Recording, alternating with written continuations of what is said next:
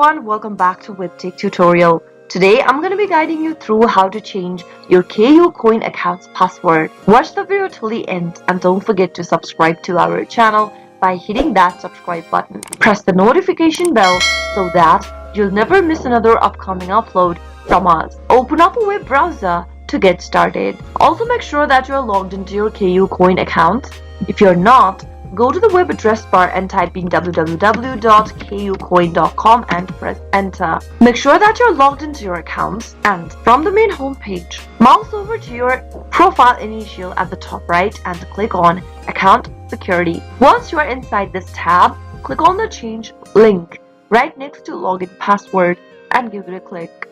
Now enter your old password in the first text box where it says old password. On the next field, type in the new password you'd like to set for your account, and on the next field, re-enter the password again. After filling in all of the boxes, click on Submit, and you've successfully changed your password for KuCoin. You'll now be redirected to the main login page. Log in with your new password by typing it into the password text box and click Login, and you'll be able to log in with your new password. That is how you can easily change your login password for KuCoin accounts. If the video helped you, give it a thumbs up. I'll soon be back with more videos like this. Stay tuned till then.